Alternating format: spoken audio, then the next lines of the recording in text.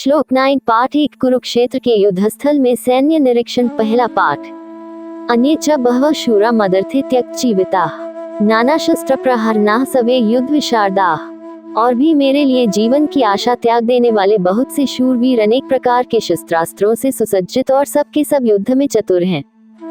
9 व्याख्या। धृतराष्ट्र के पुत्र दुर्योधन अपनी सेना का वर्णन करते हुए कहता है कि उसकी ओर से बहुत से शूरवीर योद्धा युद्ध में भाग ले रहे हैं। ये सभी योद्धा विभिन्न प्रकार के अस्त्र शस्त्रों से सुसज्जित हैं और युद्ध के सभी कौशल में निपुण हैं। यहाँ कुछ महत्वपूर्ण बिंदु हैं। दुर्योधन अपनी सेना की तारीफ करता है और उसके योद्धाओं को शूरवीर बताता है। यह उसका अहंकार और आत्मविश्वास दर्शाता है। त्यक्त जीविताः का अर्थ है जो अपने प्राणों की परवाह नहीं करते। ये योद्धाओं के त्याग और समर्पण भाव को दर्शाता है।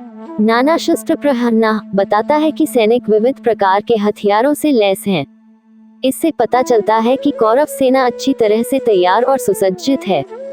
युद्ध विशारदाः शब्द से स्पष्ट है कि ये योद्धा युद्ध कला में कुशल और अनुभवी हैं। ये श्लोक कौरव पक्ष की सैन्य क्षमता और मनोबल को उजागर करता है। दुर्योधन को अपनी सेना पर पूरा भरोसा है, लेकिन साथ ही यह उसके अहंकार और अति आत्मविश्वास को भी दर्शाता है जो आगे उसके पतन का कारण बनेगा। श्लोक 10 पाठ 1 कुरुक्षेत्र के युद्धस्थल में सैन्य निरीक्षण पहला पाठ। अपर्याप्तम तदस्माकं बलम भीष्माभिरक्षितम् पर्याप्तम त्विद्मे तेषां बलम भीमाभिरक्षितम्।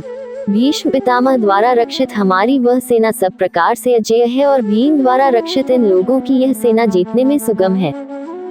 10 व्याख्या। इस श्लोक में दुर्योधन अपने मन की स्थिति व्यक्त कर रहा है। वह कौरव और पांडव सेनाओं की तुलना कर रहा है। दुर्योधन कहता है कि भीष्म पितामह द्वारा संरक्षित उनकी कौरवों की सेना अपर्याप्त या अपूर्ण प्रतीत होती है। वहीं दूसरी ओर भीम द्वारा संरक्षित पांडवों की सेना पूर्णतः सक्षम और पर्याप्त लगती है।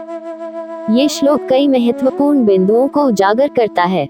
दुर्योधन का मनोविज्ञान। ये श्लोक दुर्योधन के मन में व्याप्त भय और अनिश्चितता को प्रकट करता है। वह अपनी सेना को कमजोर मान रहा है, जो उसके आत्मविश्वास की कमी को दर्शाता है। नेतृत्व का महत्व। दुर्योधन भीष्म और भीम के नेतृत्व की तुलना कर रहा है।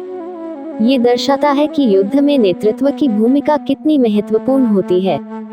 आत्मविश्वास का प्रभाव। दुर्योधन का ये कथन दर्शाता है कि युद्ध में केवल सैन्य शक्ति ही नहीं, बल्कि आत्मविश्वास और मनोबल भी महत्वपूर्ण होते हैं।